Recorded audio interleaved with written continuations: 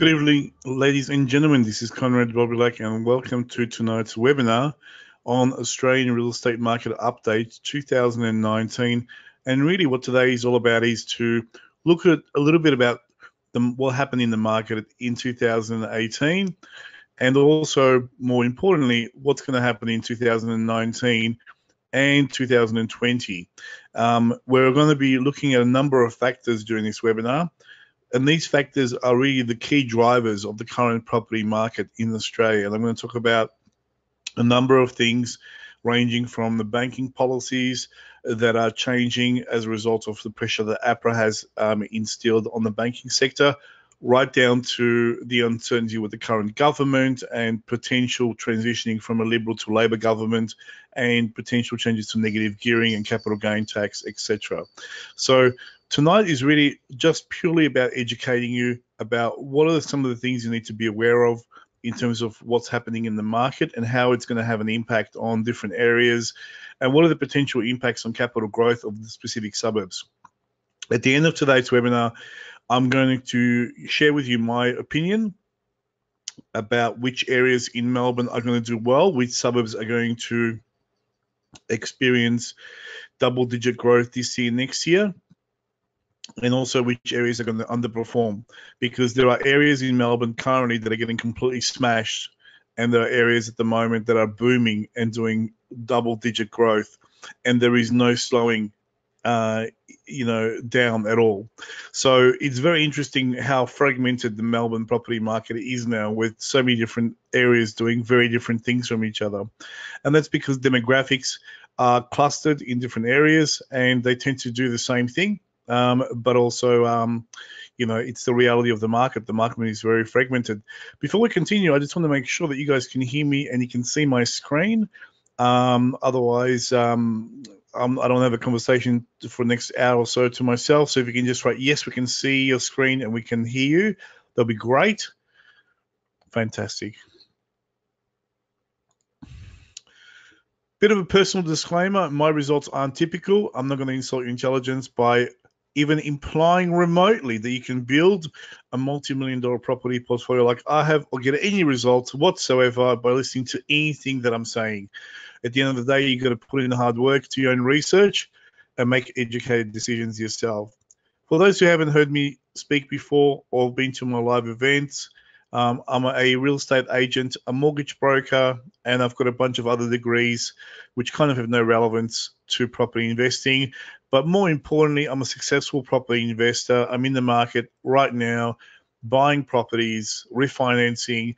So I've got hands-on real experience, and just because I'm an agent just gives me a bit of an advantage in Melbourne with regards to accessing things like RP data and talking to other agents and other developers and brokers about what the market conditions are, which means to you that you can benefit from all this information that I'm accessing every single day. For those who haven't heard me before, by the way, you can also pick up my book called Australian Property Finance Made Simple in any good bookshop or Amazon or bookonfinance.com.au for $32.95. So let's talk about the market. What really happened in 2018, because I think it's important to go back in time a little bit to explore some of the reasons why this cycle came to an end. And it's interesting because every cycle has different triggering effects, which I'll cover today in today's webinar, that results that market in slowing down. And that part of the market is a little bit unique because every time you have different factors. Sometimes it's unemployment rates, sometimes interest rates are record high. This time we had very low interest rates and very good employment. However, we had credit scoring and credit policies tightened up by the banks, which resulted in a lot of restriction in lending and other factors that kicked in as well. So it's important to learn from your history in order to give you a bit of a glimpse into the future. And that's, I think, where the very good lessons can be learned. So let's go back in time a little bit. Let's go back to 2017. On January the 1st, the banking regulator APRA lifted its cap on interest-only loans for investors, with APRA Chairman Wayne Byres deeming the speed limit introduced in March 2017 was a success. So if a lot of people don't know, from January the 1st, 2019, there are no more lending restrictions on interest-only investment loans in Australia. However, the banks haven't really taken to that, because not only do they have pressure from APRA to reduce the volume of investment lending per month down from 30% down to 10%. There's also been a Royal Banking inquiry into the banking sector showing how bad the culture has been internally, not only in the banking and financial services sector, but in the financial service sector at large, especially companies like AMP, the golden boy of the industry, have been now exposed as being some of the worst companies in Australia, charging deceased estates financial planning fees, and having a culture that's largely driven by selling people into products and driven by commissions and upsales rather than actually adding value to people and looking after their best needs and interests. And this is really what the theme has been with the Banking Royal Inquiry. And because of that, the banks, the four major banks, which control 85% of all mortgages in Australia, haven't really come back to the party to a large degree in terms of being aggressively marketing investment interest-only loans for property investors. They're taking the easy way out, sitting back and letting the investors come back to them, which is, I think, very smart, because you don't want to do any kind of creative finance in this kind of an environment where you're under the microscope. So you're going to see those figures change over time. The latest banking figures show that demand for investment loans plateaued in 2018, with the major banks' combined investment loan books totaling $471.4 billion as of November 30th, 2018, a little more than $471.1 billion a year earlier. Since the market peaked in 2017, Sydney home values have slid by 11.1%, while Melbourne values are down by 7.2%, peaking in November 2017. This is according to RP data CoreLogic. The current downturn in Sydney, by the way, has been the deepest of any downturn since the 1980s. This is from RP data. And you can see there in this table, the blue line, the dark blue line, represents investor loans. Have a look at 2004. I mean, at the peak of 2004, 30% increase was driven by investment loans, which is interest-only loans for people buying investment properties. And this was the big issue. There was too many people. When people say too many people, this is according to what the government is comfortable with, what the threshold is. According to them, there was too many people having too much exposure to investment properties. And that's when they started to instigate different policies to try to reduce the volume of investors who've come into the market. And they weren't really successful at that because they don't know how to do it, number one. Number two, most government agencies are quite useless unless they put pressure on the actual companies that know what they're doing, which is the banks. And that once the banks had enough pressure placed on them in 2017, they switched the button, changed credit scoring algorithms, made it really hard to get loans from a disclosure perspective, and obviously the loans plummeted from 30% per month down to 10%, which is exactly what APRA wanted. And now APRA's really comfortable with the banks saying, hey guys, you've done a really good job. You've controlled and reduced the volume of investors that have come into the market. We're happy with you. You can go back on your merry way and keep lending as you were before, which they are about to do. So this really has cooled the whole market off completely, mainly because people couldn't get money to borrow enough for the investment properties they wanted to buy. You can see that housing finance approvals also have been reduced to a large extent. Have a look at 2017, which was the peak, and you can see that that's pretty much when the banks hit the button. And look at the dark blue line; it just cascaded down to below negative 15%.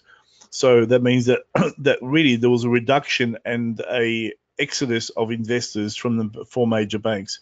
Now, always remember there's 480 lenders in Australia, so you don't have to deal with the four major banks ongoingly. There's a lot of choice out there.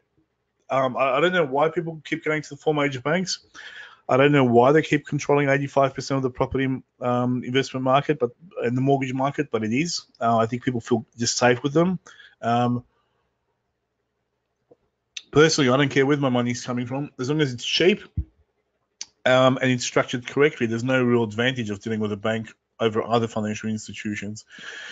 And you can see there in terms of this is where in 2017, so 2015 was the start of the major lenders announcing tighter lending criteria, and that had a big effect on things. And then they kind of did it, and then it recovered back in 2016 because the stock market was going nowhere, and really the money has to move somewhere. You know, interest rates are record low, so term deposits and every other investment were paying virtually nothing. The stock market was crapping itself, and the money had to go somewhere. Went into property. So once again, APRA cracked the sheets. And then there was further macro prudential tightening in 2017, and we know the results of that. And that really finished off the last property cycle, where properties have cooled off. People have cooled off buying properties in terms of the volume that's entering the market, and also, you know, which is really good because the market is cyclical, and you need to take a breather. You know, if you look at the last 10 years, this is from RP data. This is from December 2018, 10 years. From the GFC, outside of Melbourne and Sydney, there really hasn't got much growth. You know, Melbourne has gone up by 73.5%. Sydney has gone up by 77.5%. I mean, Brisbane's gone up by 18.3% over the last 10 years. People speculate that Brisbane's going to boom now after Melbourne and Sydney. It's not going to boom, I can tell you. I can do another webinar on the reason why. But it's just going to go very slowly. It just hasn't got the money that Melbourne and Sydney has. It hasn't got those high-end jobs and heads of all those corporations that we have in Melbourne and Sydney. And we are kind of geographically landlocked in Melbourne and Sydney as well. Sydney is completely landlocked geographically. Melbourne, you know, the best side of Melbourne is very restricted in terms of how much you can produce in terms of land, because there's no land left in the best part of Melbourne. So people are fighting over the same properties, pushing up prices, which is why we're getting really good growth in those particular areas. Now, you've got to understand something. This is the property market since 1960. And you can see there, we've had a lot of different things that are going to have occurred historically and will occur in the future. We've had recessions. We've had technical depressions nearly. I mean, we have recessions, by the way. Definition of a recession is 3 consecutive quarters of negative growth. We've had technical depressions, but we've got away with it because of exports or some other technical indicator turning that into our favor. But we've had years where there was no growth at all in Australia. And we've had declines in the property market, and we've had also declines because not only was the economy slow and there was the recession, high unemployment, high interest rates, there were other things like negative gearing introduced quarantined in 1985, and then it was reintroduced in 87 because it didn't work and all the rents went up and people started shouting at the government, what have you done? Which is about to happen again, and so there's going to be a dip in the market as well. And you can see that there's been also stimulating packages like the First Home Buyers Grant introduced in 2000, which really created an upward trend into the property market. And in 2010, the First Home Owners Grant Boost was introduced in 2008. And then you can see there the macro prudential policies were initiated in 2015 or thereabouts, where things started to change. So the market is cyclical by nature. It goes up and down, and it's always going to do that. You've got to understand that this game is based on the market that is cyclical in nature, but it's growing and it keeps going up and up and up. And this is because we have a critical shortage of prime land in key areas, and we have record high migration into the country. The only thing that can really stop the market from growing is if we cut immigration, I should say, from other countries to a large extent. And if Labor's going to win the next election, I can tell you Labor's always pro-immigration. I mean, they want to open up the floodgates to Australia and let everyone in. I think we should be very selective about who we let into the country. If you can contribute to our economy, if you're a skilled person and you can speak English and you can just come in and get a job and pay taxes, you're more than welcome to come from any country around the world. If you don't know the language and you have no skills, you're going to be just sitting around on a dole, bleeding the country, then you can piss off to where you came from. That's my complete belief in Australia. And I'm a migrant myself. We immigrated from Poland in 1985, so I can say that quite openly. So it doesn't really make a difference which country you come from. As long as you can contribute to the economy and pay taxes and be a law-abiding citizen, you're welcome to come. But if not, if you're going to be a burden on the country, then you might as well just stay where you came from. And that's I think what we should be focusing on attracting into the country. We should be very selective of who we let in. So it's going to be interesting in terms of what will happen. But you can see that the market goes up and down. The market is purely based on population growth and scarcity of stock in prime areas. Where we are in December 2018 is and this is a simplified version of the previous graph depicting virtually this is dwelling changes in terms of percentage growth.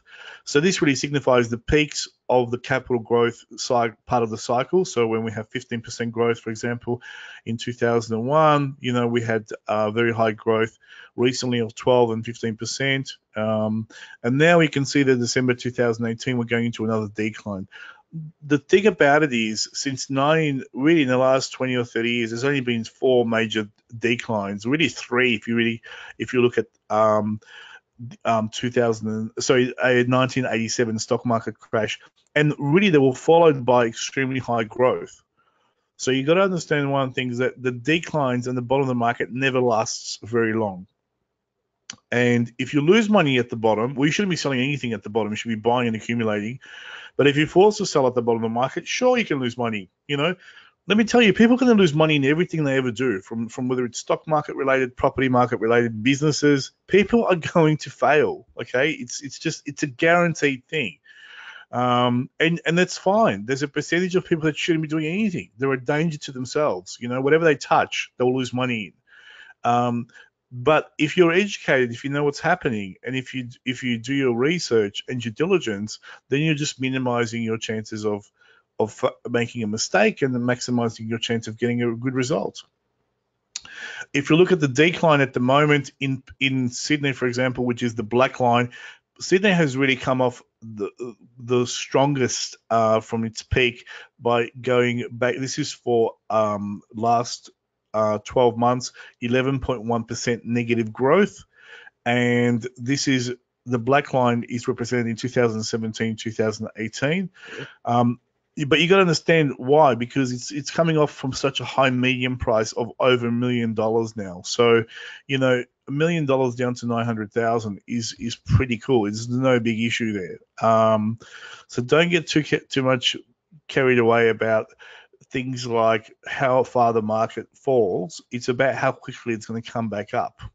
So I see this thing as an opportunity. I always see these declines and these corrections in the market as an opportunity to buy the same asset with the same fundamentals, but at a discounted price of 10%. It's like going to a stock take sale. I hate shopping like most males out there. So I shop really. I have to shop though for clothing. My wife, on the other hand, my God, you can leave her out shopping all day. But what I do is I buy my 6 suits and my 10 shirts and usually 3 or 4 pairs of shoes once a year if I can avoid any other time. And I usually do it during the stock take sale. And I just spend 2 days in the city or Richmond or wherever, and I just buy the suits, get the shirts, get everything discounted, because you can get discounts, you can ask for bargains. The quality doesn't change. The fundamentals don't change. The shirt sizes don't change. The quality of the material doesn't change. You're getting the same suit at 30% discount, 50% discount, same shoes. The same thing with property. You got to understand, just because the property devalues by 10%, it doesn't mean that the fundamentals have changed on that property. It just means you're getting the same asset at a cheaper price. That's how you got to look at property investing. And you can see there, this is the historical period of peak through decline in Melbourne. So Melbourne now has lost 10% for the last 12 months, give or take. And these are the other times that Melbourne has declined. So from 2015 and 16, Melbourne lost negative 2.6%, and then 2010, 2012, 7.9%. So these are all the other times that Melbourne has devalued, and this is the same thing with Sydney. From 1984 to 1985, Sydney lost 4.9%, 89 to 91, Sydney lost 9.6%. But most of the time, the market keeps going up and recovers far beyond what it loses during the decline part of the cycle. This is the same thing with Melbourne. Melbourne's down 10%. Now, remember, Melbourne is 418 suburbs. Not every suburb, as I'm going to show you, is affected the same way. The median price is actually just the middle property sold in one period of time versus the middle property sold in another period of time. So it's not even a good indicator to gauge the market. It gauges the pulse of the market, the consumer sentiment, but it doesn't give you a true picture. Not every property in Melbourne, by the way, has gone negative 10%. There are areas like South Yarra, Box Hill, where properties are going up by 10%. So forget about, every suburb, every property devaluing by 10%. And there's different segments of the market, which I'll talk to you about as well. So to me, I just see this as a massive positive thing. And I just laugh at the media. The media always Armageddon, bloodbath, markets falling. And I love it. The fact that they say those things, by the way, I don't mind, because it's fueling the masses to think that that's the reality of what is happening. So I'm not against 60 Minutes going out and saying there's going to be a bloodbath on the streets. Yeah, bloodbath on the streets, guy. Everything's going to devalue 40%. By the way, sell your houses so I can just buy them cheaper and then just make more money when the market recovers. So I'm not really precious about these things. I find it hilarious that it happens. And I find it hilarious that every year there's a whole generation of investors or wannabe investors that think this is all new, but I've seen this happen over and over and over. The thing about it is you've got to take a long-term view with property investing. Have a look at the Melbourne and Sydney property price median appreciation since 1980. It was 50 grand for a house. Now, Melbourne now is 700, 800,000. Sydney is 900 to a million. And let me tell you something. In Melbourne, for 700 grand, what are you going to get? Nothing. A normal house in Melbourne, just a normal house, nothing to be proud of, just okay, is 1.5 million. Okay, a trophy home in Melbourne is $3 million. Okay, where you can just show off to your friends and family if that's what you're into. In Sydney, it's the same. $2 million, $1 million in Sydney is a one-bedroom apartment now. Forget about it. I mean, it's the worst suburbs where you've got $1 million price. In Sydney, a normal house, nothing special, just it's there, 2 million, 2.5. A trophy home in Sydney, $5 million. That's the reality. But guess what? They started off at 50 grand, 60 grand in 1980. And in 1980, people were saying, oh, the market's overinflated. It's overpriced. Who can afford these properties? They're never going to go up in value. The amount of people that were negative in the 80s saying the market's over, oh, it's so difficult to get in. Your children will never be able to buy into the property market ever. I've got all the articles, all the stuff is there. House prices in Melbourne and Sydney have fallen, and you can see that that's the negative growth there, which we covered in the past. This is what I talked about before, bricks and slaughter. This is probably one of the best examples of lack of journalistic integrity that I've seen in the last 5 years. I mean, I don't watch TV anymore. I think 60 Minutes has really lost its credibility, and it's becoming irrelevant, really. And who watches TV anymore? I mean, the young generation doesn't watch TV at all. They watch Netflix and they watch things when they want to watch. That whole genre of sitting at home and watching things when they get released is over. These channels, these networks, just like print media, are becoming obsolete, and they're playing an end game. But anyway, it still is relevant. And it was funny because I was watching this and I was just laughing my head off. And I feel like Bill Murray in Groundhog Day when these things come out, because every time the property cycle dips and goes into a decline, these stories come out, and it's over and over. And they really pick the most disadvantaged people to showcase in these stories. They don't pick your investors with 10 properties who have a buffer in place, who are smart. They pick the worst people just to show you of what can go wrong, which is hilarious. And, it's going to happen again and again. I don't see this changing in the future. It's guaranteed to just keep occurring. Let's look at the report in a little bit of details. And I want to show you what happened with this, because I think it's relevant to cover this in this webinar, just because there's so much discussions about the property market crashing. And there'll be a lot of you out there who have never seen the property market go into a decline part of the cycle. So I just wanted to kind of prepare you, I guess, for some of the things you're going to be hearing in the media. Property expert slam 60-minute housing crash scaremongering. A television report alleging Australian home prices could crash by as much as 40% in the next year Next year is very important, guys, 12 months. So we're going to revisit this in 12 months' time, has been slammed by property experts. Titled Brick and Slaughter. I love that.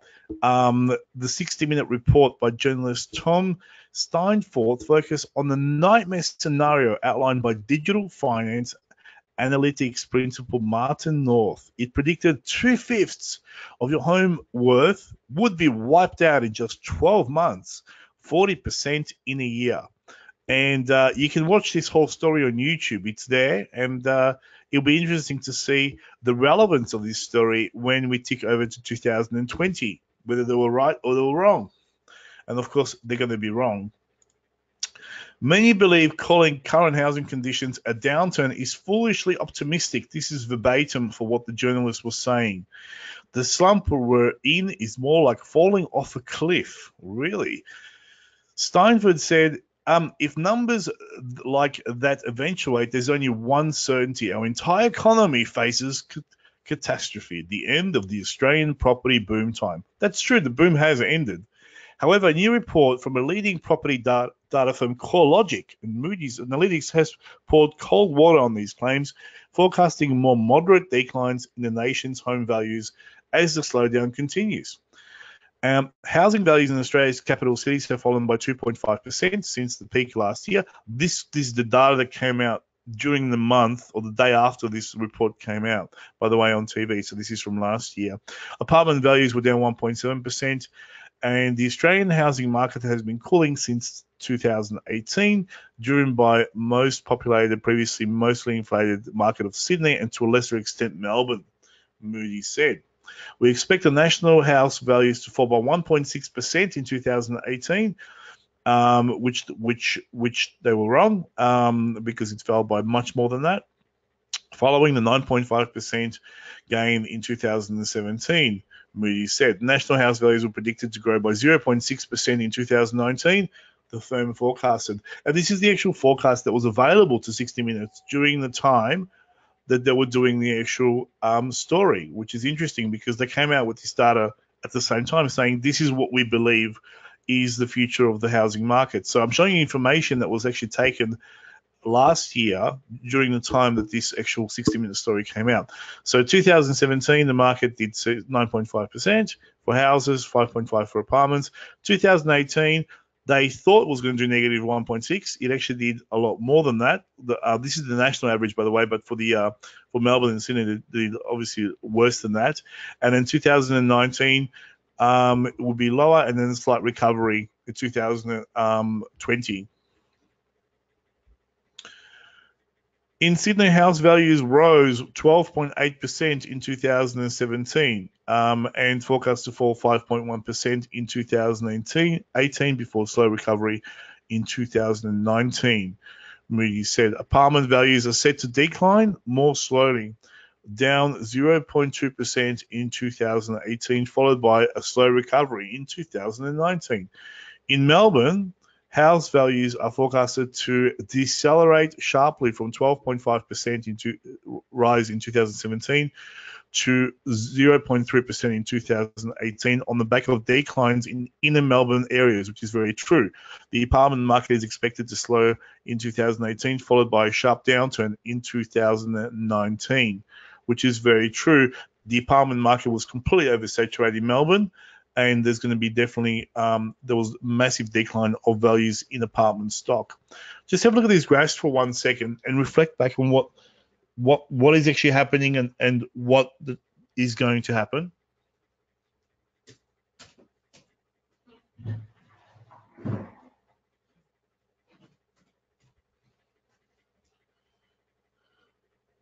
And we can see there, this is where property experts were slamming the 60-minute housing scaremongering story. You can see there, despite all the doom and gloom, the markets were just slowly going into a decline. You can see there in Sydney, it was going from a very strong market from 2012. And by the way, the Sydney market was flatlining between 2006 and 2012. The Sydney market was going sideways. Then it went up from 2012 to 2018, and then it went into a decline. It can't just keep going up forever. It's unsustainable for that to occur.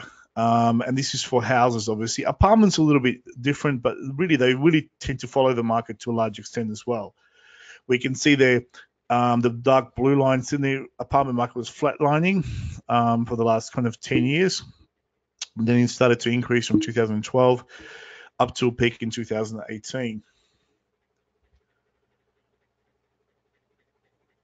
House values across Brisbane are set to notch up a mild 1.5% gain in 2018, with strength in West Brisbane, Inner Brisbane offsetting declines in South Brisbane, Moody's said. The worst is likely to be over for the apartment market, which I don't agree with. Values are tipped to recover by 0.6% in 2018, followed by sharper growth of 6.2% in 2019.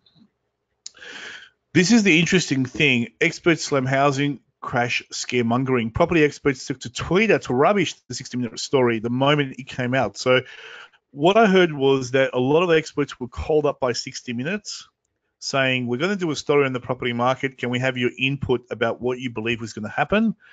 And a lot of them said, well, nothing's happening and the market is slowing down, but it's not going to crash. It's going to do 5%, blah, blah, blah. The moment they were saying, and it's going to recover in a couple of years, the moment they were saying that, they stopped the interview and they basically said, right, we can't use that information. So it became apparent to them that 60 Minutes had an agenda. They didn't want to report the reality of what is happening. They wanted to create a story around this 40% bloodbath and have people,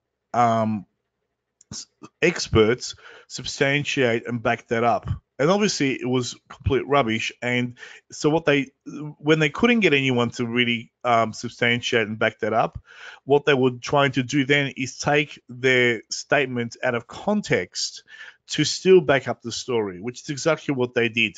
And this is why a lot of them went to Twitter the next day to distance themselves from the story. So SQM property research analyst Lewis Christopher said the next day, I do not believe the Australian housing market is going to crash. He wrote on Twitter, Sydney and Melbourne are significantly overvalued, but I take the view the overvaluation will likely unwind over a longer period of time.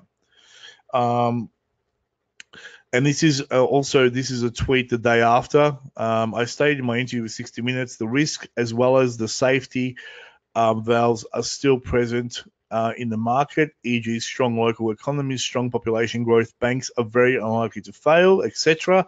The program covered my comments on the risk and overvaluation only. So it was taken out of context just to suit their story. Mr. North also weighed on the debate, saying that the figures used in the program did not reflect his central scenario, and Channel 9 chose not to cover the more likely alternatives. So some of the experts were going, look, number of things can happen. Number one, it can do this. Number two, it can do this. Or number three can do this. What they would say is to take the worst case scenario and make it look like that was their opinion. My best call would be property values fall in the region of 15 to 20% from the top over 2 to 3 years, but with some risk of a worse outcome, he said. I believe 2019 will be a critical testing year one way or another. So Michael Pascoe as well, as previously, as predictably bad as you knew, the 60-minute housing beat up would be, it was worse. Question, did they willfully ignore more balanced views?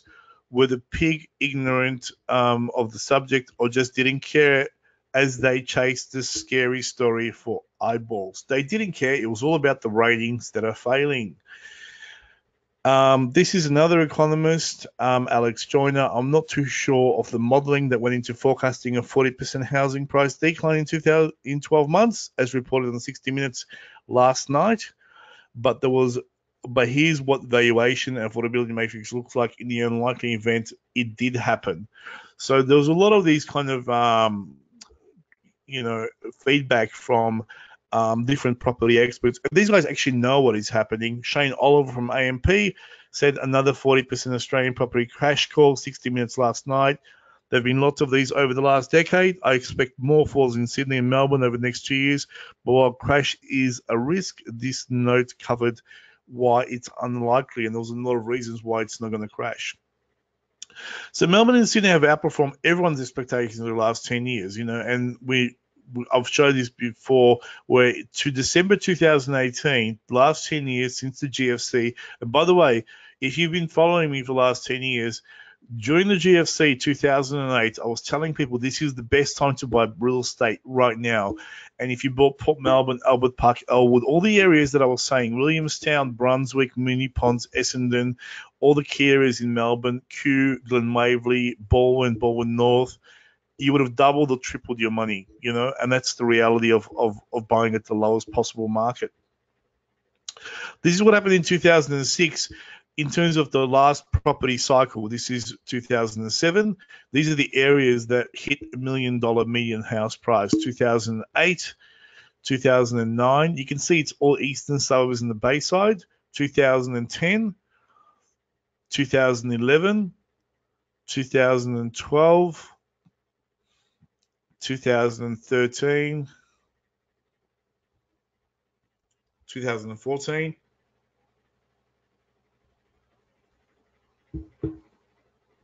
15, 16, 17. And that's the $1 million. What do you think is going to happen next time around? It's going to be $2 million. Guess which areas are going to trigger the next property boom? Same areas that did it last time. East Melbourne, Toorak, Brighton, Canterbury, and it's just going to spill over from there. You know, it's always about Toorak and Brighton and Hawthorn or Canterbury or Camberwell. And it just goes on and on and on. And the other suburbs just follow on if they can. There is no spillover effects between some areas, but some areas do have a spillover effect. And then it's going to go to 4 million. It's just going to keep going. You've got to understand this is going to happen with or without you. It doesn't need your mortgage or your money for this to happen. It's just going to continue on. And if you want to know where Melbourne will end up, look at Sydney. Sydney is like 10 years in front of Melbourne because of the extreme land restriction. I mean, there's suburbs in Sydney now where you need $15 million, $20 million to even buy anything. So this is the reality of the market. The market will play out again as it did last time, and it's going to be triggered in the same areas as it was triggered in last time. So very interesting. What's happening in Melbourne right now in 2019? Well, if you go back in time, and I keep talking about APRA really put an end to this property cycle. But if we go through a property clock, you know, if we look at what actually happens as we go around the property clock, we're at 3 p.m. currently, which is an environment where there's interest rates rising, and we have sometimes we're around the clock at 3 p.m. we have very high aggressive increases. Now we've got very mild ones. You would have seen that the Reserve Bank of Australia hasn't increased rates. The bank swap rate is at record historically low levels, but the banks independently have increased interest-only loans interest rates to persuade investors not to go there, basically. And eventually what you have is you've got a critical moment where people are priced out of the market just because of a simple fact that wages have not gone up at all in Australia for the last 10 years, and capital growth has exceeded everyone's expectations. So eventually you have a lower volume of sales. People literally can't buy anything. And I'm not talking about everyone. Obviously, there's different segments of the population with different income bands. But majority of the working class in Melbourne have an average annual income of $78,000 per year. Now, 2 years ago, you could have borrowed maybe $500, $550. Now it's around $400,000, depending on your living expenses and your commitments. So obviously, as serviceability has been reduced, people's borrowing capacity has been reduced, and therefore there's been lower property sales volume. Construction therefore decreases eventually because developers stop producing stock because they can't sell it. Property prices fall at 6 p.m. is the lowest part of the property cycle, or 6 o'clock, I should say. And eventually you have rental yields increasing, catching up. It takes about nearly to 7 o'clock on the property clock, from the peak being 12 o'clock, for the rental yields to kick in. So this is where rental yields on townhouses and houses are around 5%, 5.5%. And eventually what you see, at 7 o'clock, you're going to see a lot of ads on TV, which will be rent money is dead money. Why make your landlord rich when you can own a beautiful Metricon home for $400 a week, just 120 kilometers from Melbourne? So you're going to see a lot of rent money, dead money ads at 7 7 o'clock, and people go, yeah, why are we renting? We should just buy a house. Let's go 120 k's from the city, and then you're stuck in traffic for 2 hours every day. And then you have an undersupply of rental properties. Then you have an interest rates reducing, rising property values, construction increasing because developers go back into the game and say, hey, there's money to be made in this game. And then you have the boom and the craziness at the peak. And, of course, then you have a decline. And, again, people saying Armageddon, bloodbath, everything's going to devalue by 60%. It just keeps going round and round and round. Rent will increase significantly in key suburbs in 2019-20. So if you're building a property portfolio right now, I want to give you some really useful information of what you need to understand about the market right now, where the money is. Because we'll be focusing a lot on just general information, but I want you to kind of walk away from this webinar with some real tangible stuff that you can implement. And where we are at the moment on the property clock is 3 o'clock. So we have a low, most of the areas have very low declining rental yields. And you can see that in Melbourne, for example, last quarter we've had an increase, and this is in house rents across Australia. Average house rents for $440 in Melbourne per week and $540 in Sydney. Although I don't know what you can rent for $440 in Melbourne. I mean, it's all of Melbourne obviously put together, because in the eastern suburbs and Bay side you need $600 for anything decent, and really you need $800 to $1,000. But anyway, rents have gone up by 3.5% in the last 12 months in Melbourne, and in Sydney they've gone backwards. So Melbourne is actually a better market to invest in right now to get cash flow. Better rents, 3.5%. When you hold a property over 10 years, you'll tend to find that your rental yield in Melbourne is around 4.5% to 5%. It's actually quite high. So this is an average over 10 years. In the initial first few years, you'd be 3.5%, or whenever you enter the market.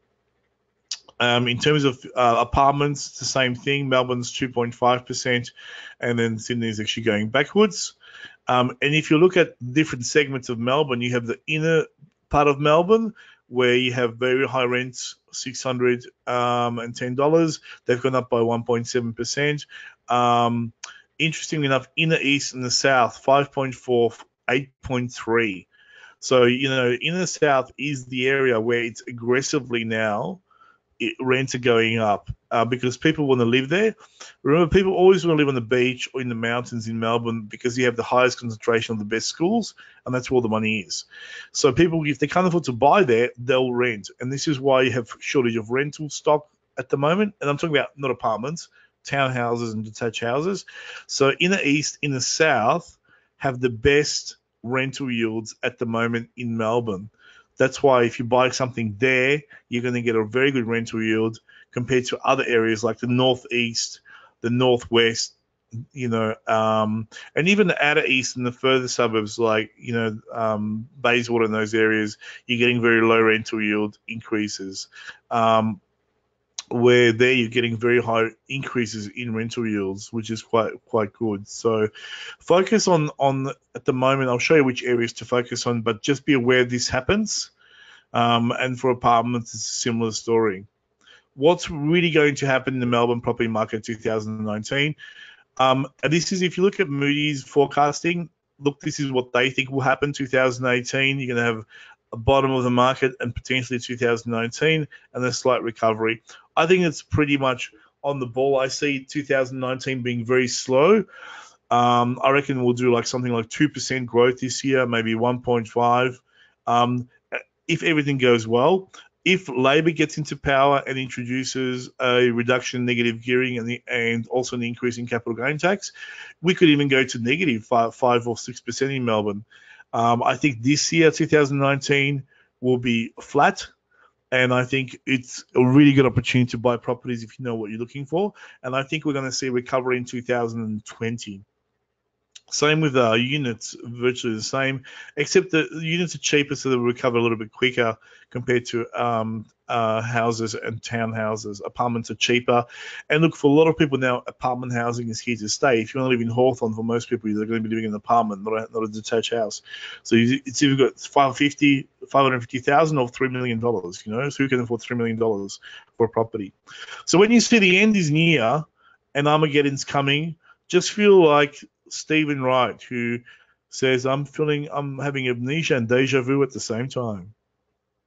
Be aware that the cyclical nature of the property market, because it is cyclical in nature.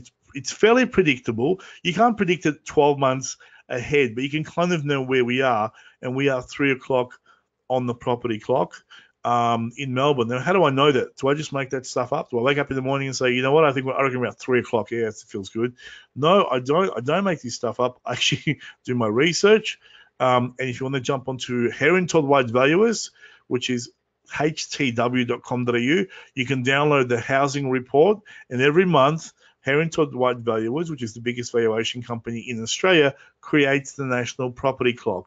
And this is the national property clock from December 2018, and you can see that you got Melbourne declining market, 3 p.m. or 3 o'clock going down to 6.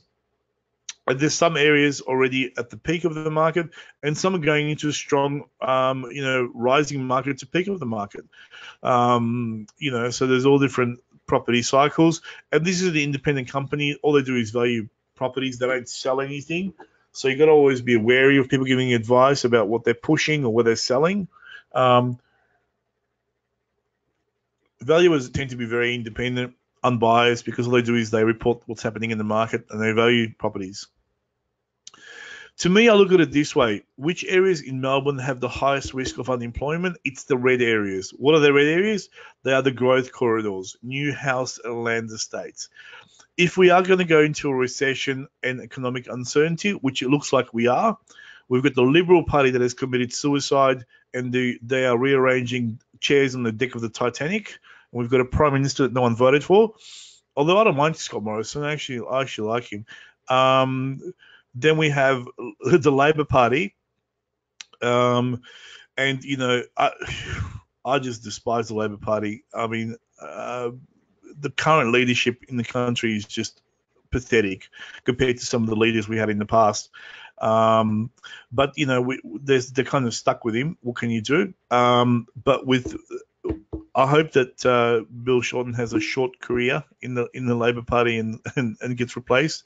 But it all depends on what's going to happen in the next election.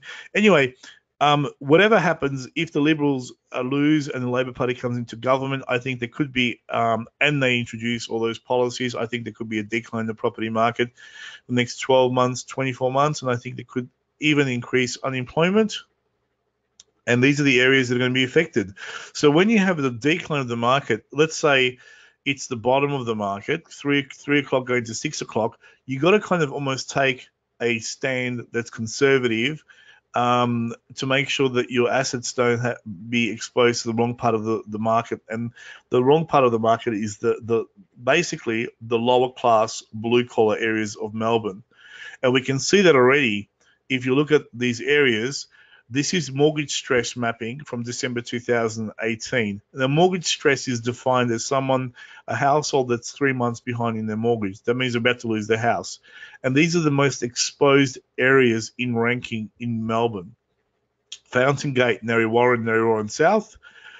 So there's the postcode. Number of houses in stress, 5,076. Jesus. Berwick, Pakenham Upper, 4,923, 4,693. Craigieburn and surrounding areas, including Roxburgh Park. And then you have even the regional areas are getting affected as well, and predominantly because of the new estates that are being sold there. If you look at Ballarat North and those areas, a lot of these are newer estates that are more exposed. So young families buying brand new house and land packages rather than living in older established properties. Then you have Hillside, Sydenham, Hoppers Crossing, Tunny, Trigonina, and then you have your Cranbourne, or Crimeburn, as they call them in Melbourne. Cranbourne East, North, South, and West. Probably the highest risk area, in my opinion, apart from Melton, that you can invest in Melbourne. The amount of not only like for capital growth, it's a complete disaster. It's 2.8% growth per year. You have the highest bankruptcy and insolvency rates in Cranbourne and Cranbourne East, North, and South in Melbourne. So people are declaring bankrupt or insolvent. Insolvency is Part 9 of the Bankruptcy Act. bankruptcy is part 10. And they're losing their houses, and they're basically losing all their assets. So if you're an investor, you've got to be aware of these kind of risks, and these risks are really important to be aware of at the bottom of the cycle. And these areas are getting smashed. And also you look at the manufacturing-based suburbs, blue-collar suburbs are really suffering as the car industry shuts down in Melbourne. And exits Melbourne. You have car manufacturing shutting down and other businesses that rely on that. So you've got to be just aware of these factors when you're investing.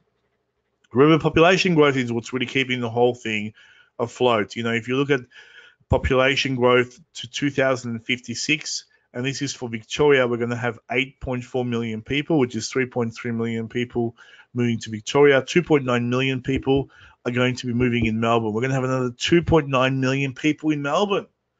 And remember, these are not just migrants that are coming in with suitcases with clothing. These are people from China and Russia that are coming with millions of dollars in cash. So imagine what impact that's going to have on places like Glen Waverley or Box Hill or Bentley, areas that have really good schools, transport, access to amenities, infrastructure, etc. They're going to go through the roof. It's not slowing down. So just be aware as an investor, the market is cyclical in nature. It's always going to have ups and downs. That's not important because it's a paper loss. As long as you don't sell your property at the bottom and you don't get it revalued, nothing changes.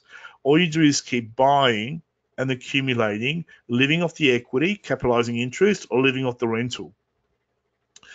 The cyclical nature of the property market will never change. You cannot have something that just keeps going up in value indefinitely. Those things don't exist. If they do, they're a Ponzi scheme or they are a bubble. Did you know there's only ever been 3 times in our history as a nation when Australian property prices suffered significant falls? The first one was the Great Depression from 1929 to 1939. This is where the national median price went down from, say, $3,400 for a house to $2,400. Lost $1,000, which is a third of the market. That's actually a big crash when you think about it. But what happens if you buy and hold and never sell? You wouldn't care. Then in the house prices during the credit squeeze, which is 1960 to 1967, property prices kind of went up and down, but more sideways movement than anything. But prices did plummet from 11 grand to 9,000, which is about 20% in terms of median price for detached housing. And then you have the GFC, which I told people was the best time to buy properties in 2008. Buy Middle Park, Port Melbourne, all those blue chip areas. But it's so expensive, Conrad. What if it crashes? Property prices, median price in Melbourne, 530,000, and now 850,000. But following these 3 declines, we've had, and this is 418 suburbs, we've had massive housing booms following every decline. So you've got to understand declines will pass and eventually the market will go into an upward trend.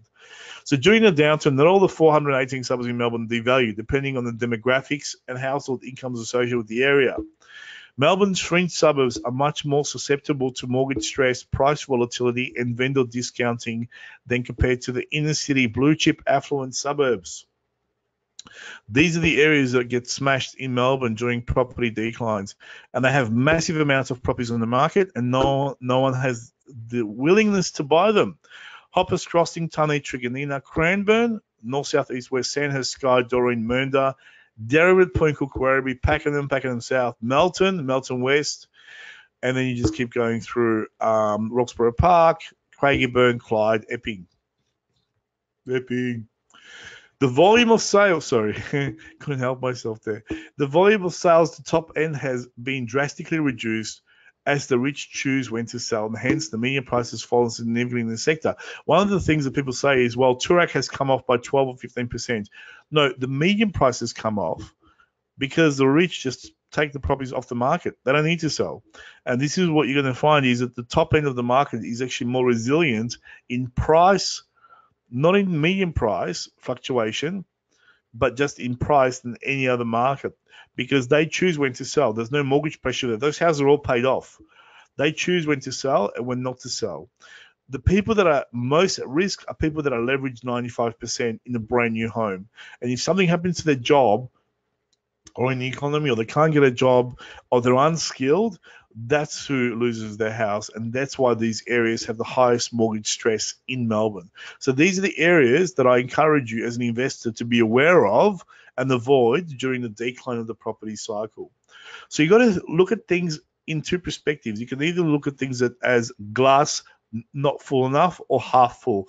I look at things as from a positive perspective. That's what I look for. Well, I don't I respond. I don't react. 95% of people are reactive. That's why they end up dead broke at 65. One house paid off, 150,000 in the super fund, and they're going to live for another 25 years. What are they going to do? They're stuffed, and they can't borrow money when you're retired. If you're not working at 65, it's over. You know what I mean? You cannot borrow money. So you've only got your working years to make this happen and set yourself up for life. So you've got to learn how to respond, not react. Don't be reactive lemmings like 95% of society. Now, the fact that you're on this webinar already tells me you're not part of the 95% club. You are already in the 5% just because you're here rather than watching Married at First Sight, right? Because you guys invested in this time. You can watch it tomorrow on the app. The main thing is to keep the main thing the main thing. What's the main thing? The main thing is that the average homes in Australia may cost up to $6.3 million in just 25 years. This is from a study that has just been launched last year. Projections show median house prices will reach the figure in Sydney by 2043, up from $1,030,000 today. Aussie Home Loans and RP Data CoreLogic survey predicts the average house price will hit $5.8 million in Melbourne, $2.9 million in Canberra, $2.5 million in Perth, $2.3 million in Brisbane, and the biggest increase in Melbourne. Now, Melbourne's going to go up by $5.8 million. Imagine you absolutely knew this, that this is reality. This is your future crystal ball guaranteed.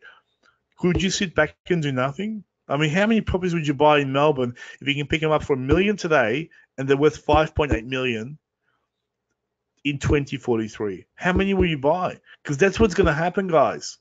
You got to understand, it might get within 10% of that, it might exceed that. If things keep going as they're going, which I think they will, and they're cyclical anyway, this is the future of Melbourne and Sydney house prices. People are going to be priced out of the market completely, like in Germany. 60 to 80% of people rent. Look at London. Everyone rents. No one can afford to buy properties there. The same thing's going to happen in Melbourne and Sydney. This is the last generation, guys, that we can still get into the market and buy some properties. And this is the definitive thing about this time in space where we are right now, is there's a turning point in Australia where the middle class is shrinking, and there's going to be a strong division between classes in Australia, between the rich and the poor. And I can tell you now, the dividing factor is going to be real estate holdings. That's going to be the key determining factor. Be fearful when others are greedy. Be greedy when others are fearful. Warren Buffett. So people are panicking now. This is the time to buy, get discounted properties, make offers, research key blue chip areas. Don't speculate. Don't take risks. Go out there and do your research. The top 1% of Australians own more wealth than the bottom 70% combined. Oxfam Australia has released a new report revealing wealth inequality is still on the rise in 2018 and getting worse. Why shouldn't it be? There's more and more idiots being born every year. Of course, it's going to get worse and worse. The 2018 report comes as new data shows that wealth divide in Sydney is becoming increasingly pronounced, with doctors and lawyers clustering in neighbourhood close to central business districts. Where are they going to go? Western suburbs get stabbed, and the essential service workers as police, nurse, teachers being forced to settle in outer suburbs where property is more affordable, as reported by Fairfax Media. Of course, they're going to go where they can afford to. So the police officers and nurses and everyone else are going to live where their work is. But in Melbourne and Sydney, doctors and lawyers are clustering together in key suburbs. In Melbourne, it's Kew. $4 million. Safe, beautiful area, tree line, close to the city. The report, which relies on data from Credit Suisse, shows the level of wealth held by Australians, the richest 1%, grew by 23% in 2017, up from 22% the year before, with the top 1% owning more wealth than the bottom 70% of Australians. That's because the 1% at the top invest in real estate, commercial, residential, stocks, bonds, annuities, and they leverage themselves. The other 70% watch Married at First Sight and they pay taxes, and then they wonder why they're broke at 65. What happened? It shows wealth inequality in Australia has been on the rise over the past 2 decades. The gulf between the amount of wealth held by the top 1% and the bottom 50, now the greatest at any time over the period. And I'm telling you now, it's going to get worse and worse. Inequality in Australia is going to get worse, more profound, more pronounced between suburbs, and there's going to be a greater division gaps between suburbs that have suburbs and the have not suburbs. And as an individual, if you're in the middle class, you can still jump ship and you can still end up in the top 10 percentile. And it's going to be based on not how much money you save. You can't save yourself to wealth. It's how smart you're going to be with money and how you leverage yourself and then set up yourself for future generations. Which is exactly what I've been doing, was accumulating properties ever since we came to Australia in 85 and leaving those assets for my children and conditioning them never to sell anything, irrespective of what articles or the media will tell them. Keep accumulating and leave it for their kids and their future generations. And that's how you break the cycle. That's how wealthy people have become wealthy over the centuries. Nothing new, guys. It's all about land. It's about land in prime areas. It's never about the stock market or anything else. It's always been about land. The wealth share held by the top 1% in Australia has been growing almost continuously over the past 2 decades, while the wealth share held by the poorest 50% of Australians have been falling almost continuously over the past 2 decades. Now, people say, oh, you're almost like you're happy that the bottom 50% getting poorer. No, I'm saying if you want to do something about it, don't become one of them. If you want to change Australia, if you want to give back, become wealthy and give away your wealth, like Bill Gates. I mean, between Bill Gates and Warren Buffett, the two wealthiest billionaires in the world, they're giving away something like $100 billion. I mean, they've stopped diseases in Africa. So if you feel sorry for the poor, the best thing you can do is not become one of them. Become wealthy and then spend your whole life not at work, trapped in a cubicle answering emails for 80 hours, 60 to 80 hours a week, or 40 hours, whatever you work. Become wealthy and then give away your wealth and raise money for the poor. Create shelters. Do the thing that you want to do. So don't send me any emails about, oh, you're just a bastard making fun of the bottom 50%. Over the decades since the global financial crisis, the wealth of Australian billionaires has increased almost 140% to a total of $115.4 billion last year. Good on them. Yet over the same time, the average wage of ordinary Australians have increased just by 36%, and the average household grew by wealth by 12%. Well, they've got to get smarter and educated. The ignorance is not bliss, guys. Ignorance will send you to the poorhouse. You know, you think ignorance is bliss? Try. I mean, ignorance is going to send you to Centrelink. That's what you got to understand. Pensions should not be an option when you retire. You should be living off a passive income from your property portfolio. The richest 1% of Australians continue to own more wealth than the bottom 70% of Australians combined. While everyday Australians are struggling to get more and more to get by, the wealthiest groups have grown richer and richer. And I can tell you now, real estate ownership is the key determining factor here. And once again, these are the areas that I tell you. So I said at the beginning of the webinar, which are the areas to avoid, which areas to target. These are the areas that I recommend you not invest at the bottom of the property cycle, even if they recover. And there's always stories about, Broadmeadows, Hoppers Crossing, it's going up now, maybe we should buy in. No, long-term it doesn't make sense. These are the best suburbs to invest in for 2019 and 20 because of the highest rent potential and obviously the blue chip areas anyway. So for the upmarket investor, depending on your serviceability, this is $1 million plus market. Albert Park, Port Melbourne, St Kilda, East, West, Balaclava, Brighton, Bentley East, Elwood, Hampton, Sandringham, Blackrock, Balmoral. That's for the Bayside. Entry-level Bayside and kind of southeast, Cheltenham, Hyde, Mentone, Mordialloc, Aspendale, especially Edith Vale and Mordialloc. They're doing really well. Aspendale's already expensive, but Mordialloc, Edith Vale, very good. Chelsea, Bond Beach, Chelsea Heights, Carrum. I don't like Seaford. People always don't send me emails. What about Seaford? It's just too far. Nothing happens in Seaford. don't invest there. And Frankston, I've been hearing about Frankston for 20 years. How it's going to boom. It's never boomed. It's too far from Melbourne. Okay, it's not going to happen. Can you lose money in Frankston? No, you won't lose money in any suburb in Melbourne, but you need to make double-digit returns. Best area in Melbourne, Mont Albert and Mont Albert North. Kew, Canterbury, Camberwell. Any land holdings there, hold it for 10 years, you'll triple your money. Surrey Hills, Hawthorn, Bowen North, Glen Waverley, really good area. I'll be doing a lot of stuff in Glen Waverley. And also entry-level eastern suburbs, Box Hill. This is where I've been spending all my time sourcing properties. Box Hill North, Heidelberg Heights, Blackburn, Burwood East, Mitcham, Bayswater, Doncaster East. So these are the areas we're going to have high capital growth, high rental yields in the next 2 years. Anyway, I hope you enjoyed that webinar. Couple of things. If you want to get more education, I encourage you guys to attend my real estate investing fast track weekend, which I run from time to time.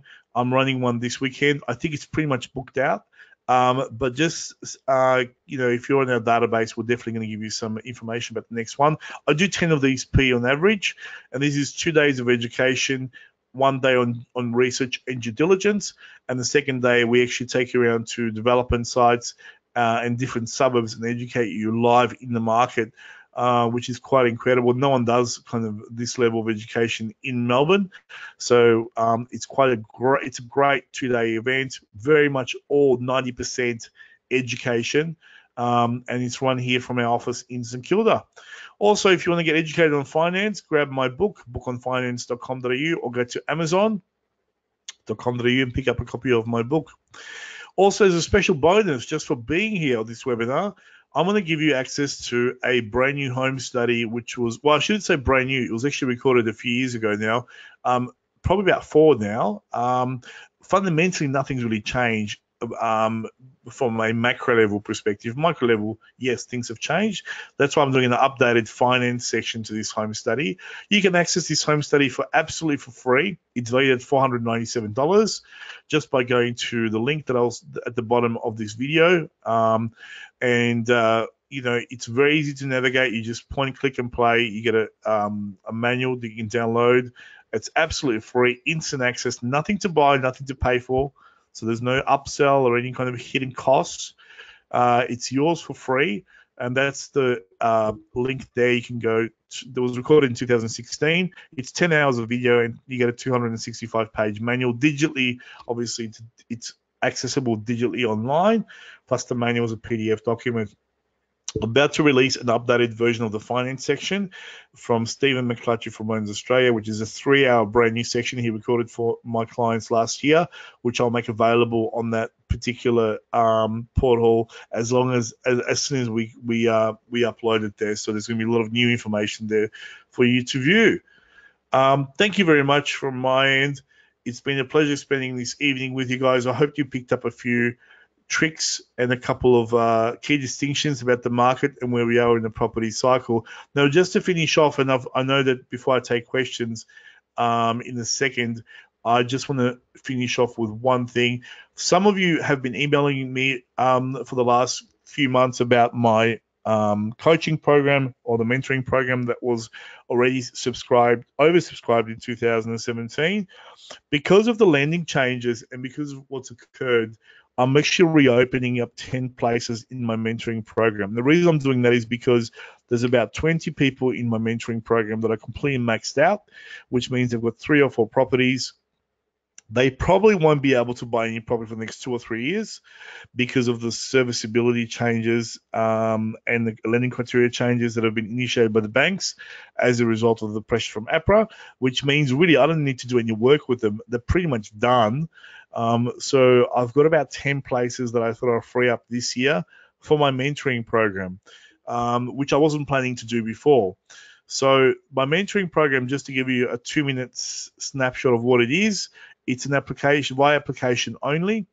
It's basically working with me one-on-one, and I'll help you build your entire property portfolio. Initially, we spend 3 hours doing a strategy session to work out where you want to be and where you are. And we do what's called the bridge gap analysis. And then you get my whole team of experts working with you, my financial planner, my lawyer, my accountant, all my people that I've personally used to build my property portfolio. And then what we do is we max you out, and you spend the whole day with me looking at real estate. I basically shortlist projects for you that are relevant to your price point and the amount of tax that you're paying. And I basically shortlist the best possible properties you can buy in Melbourne. I'm only exclusively targeting townhouses and detached houses in the best suburbs in Melbourne, the top 45 suburbs. You get a personal introduction, as I mentioned before, to my mortgage broker, accountant, property solicitor, or conveyancer, right down to quantity surveying, insurance, property management, financial planning, wills, estate planning, everything. And you get priority access to my developments that I source as well. So the whole network is built. Your whole team is basically built for you, which is like priceless. And we just basically build and fast track your results. Townhouses is the main vehicle that I focus on because you get advantage of buying into an established area, and where houses are unaffordable, but townhouses are the next best thing because effectively you're getting a house with no backyard. So the properties that I target in those areas, they range between 600,000 to probably around 2.2 million, depending on the area. Obviously, not everyone will qualify for this program. Not everyone can borrow 600 grand. But if you want to build a large property portfolio, and if you're not sure how to get started or what to do first or how to get structured correctly, this is the program for you. It's basically designed to fast track your ability to buy 10 properties over 10 years. And this is what I'm doing with all my clients.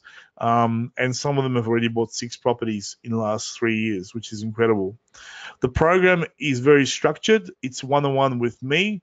And it's basically based on results. It's not based on educating you so much as on implementation. So this is like getting a personal coach in the gym that stays with you every time you come in, and they basically coach you and take you through the workout set by set, until you get results by yourself. The program was originally launched in 2015, and as I said, I had 100 people in the program.